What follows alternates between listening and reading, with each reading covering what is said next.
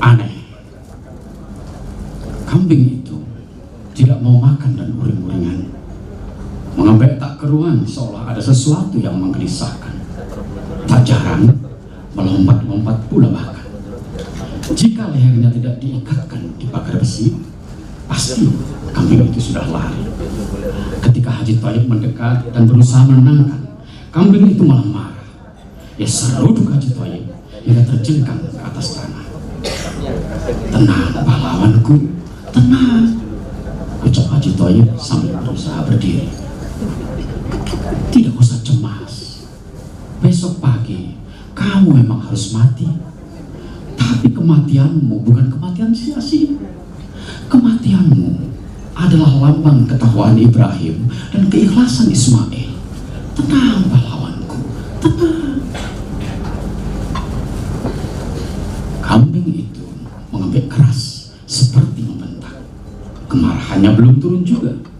Haji Thayyib melangkah mundur, dan seperti tadi, kambing itu menggembek hampir tanpa jeda.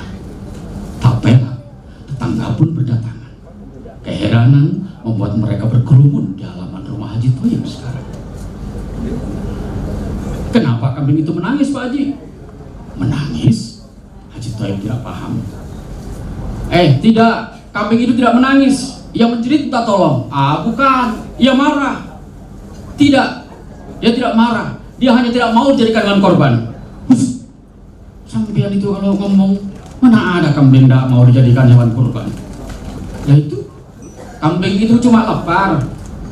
"Iya, tidak mau makan," kata Haji Thayyib. "Mogok makan, Pak Haji?" "Wah, betul itu mogok makan.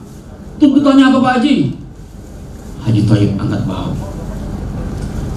"Apa kambing itu tidak mengajukan semacam petisi begitu?" "Dan kamu, sudah, bantu aku menenangkannya. Jangan malah ribut sendiri," tukas Haji Thayyib. "Ini Pak Haji, barangkali Pak Haji, barangkali kambing itu tidak suka diikat. Jadi lepaskan saja." "Lah kalau lari bagaimana?" "Ya beli lagi, Bu." "Kalau begitu berongsong saja mulutnya." "Ah, jangan Pak Haji, jangan. Itu usul buruk. Pembungkaman tidak boleh. Pembungkaman tidak boleh. Membungkam mulut orang, membungkam mulut anjing, membungkam mulut kambing sama saja, tidak demokratis. Itu sewenang-wenang." Tak demokrat.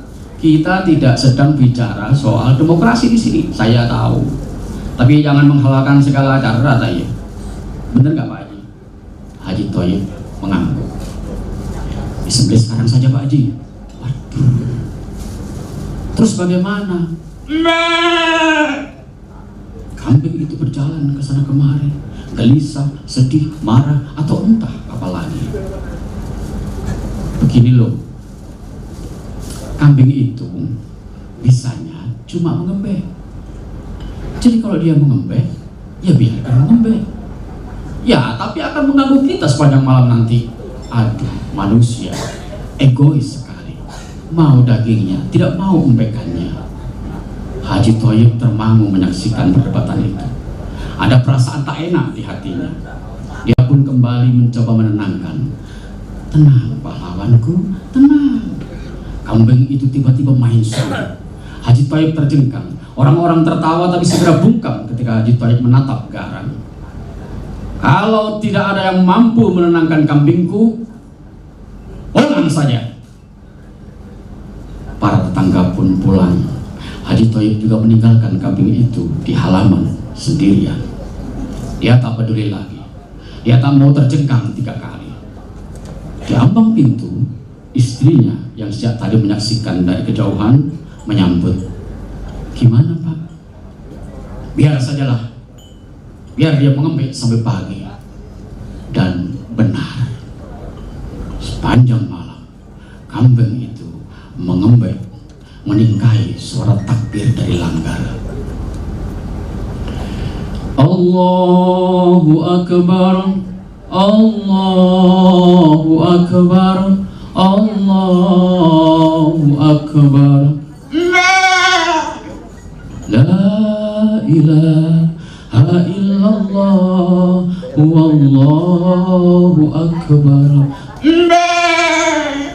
Allahu akbar walillahil hamd.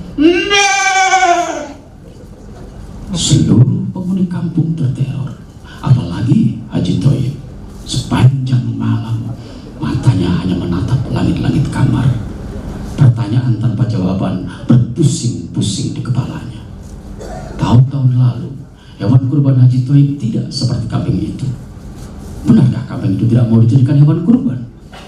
Kalau benar, kenapa? Apakah karena Haji Thoyib memutus dugaannya sendiri? Pagi usai sholat Idul Adha, Haji Thoyib menyampirkan sepotong kain kafan dan untian kembang ke tubuh kambing itu. Tidak seperti kemarin malam, kambing itu pagi ini diam, tidak mengembel sedikit pun. Tapi ketika tali yang mengikat lehernya ditarik, ia justru menggerakkan seluruh tubuhnya ke belakang, menolak. Wedus asu. Bapak misur? Tanya istri Haji Thoyib. Astagfirullahaladzim. Masih rebel Pak Haji? Tanya Pak RT yang sedang lewat menuju langgar. Masih. Ikat saja seluruh kakinya dan kita potong bersama. Haji Thoyib setuju. Dibantu oleh Pak RT, dia jegal dan ikat keempat kaki kambing itu. Dan di depan langgar, satu persatu hewan kurban disembelih. Saat tiba giliran kambing Haji Thoyib, Pak Dulmanan yang bertugas sebagai penyembelih hanya diam termangu. Ada apa Pak Dul? Tanya Haji Thoyib. Hewan kurban Pak Haji menangis. Jangan guyon, saya tidak bohong Pak Haji. Silakan Pak Haji lihat sendiri. Pak Dulmanan memang tidak bohong. Kambing itu menangis, benar-benar menangis. Air matanya mengalir tak terbendung. Orang-orang yang menyaksikan pun ribu. Setiap orang berusaha menafsirkan kejadian ganjil itu. Semalam suntuk mengembek, sekarang saat hendak disembelih, kambing Haji Thoyib menangis. Ajaib, tidak masuk akal. Bagaimana Pak Haji? Apanya yang bagaimana? Hewan kurban Pak Haji disembelih tidak? Ya disembelih. Tapi saya tidak tega. Loh, kalau bukan sampean, siapa yang akan menyembelih? Ya Pak Haji saja. Aku belum pernah menyembelih kambing. Kalau begitu, tahun ini Pak Haji tidak usah berkurban. Tidak mungkin itu. Kenapa? Aku mampu. Tapi kambing Pak Haji menangis. Matanya seperti sedang mengadukan sesuatu.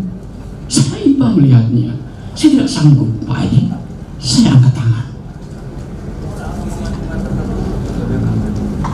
Haji Thoyib pun nekat. Sini, aku sebelah sendiri sini. 3 orang memegangi kambing itu. Mulut Haji Thoyib umat kamit. Lalu dia tempelkan golok tajam ke leher kambing itu. Diam. Ya, diam. Kambing itu diam. Tapi air matanya kian deras mengalir. Haji Thoyib ragu-ragu. Orang-orang menunggu. Kembali komat kambing. Kembali pula dia tempelkan golok itu. Kambing itu berteriak ketika golok menyetak lehernya. Matanya melotot tajam, menghujam mata Haji Thoyib. Darah yang mengucur tidak merah, tapi hitam, legam, seperti aspal. Orang-orang terperangah, heran dan bertanya-tanya.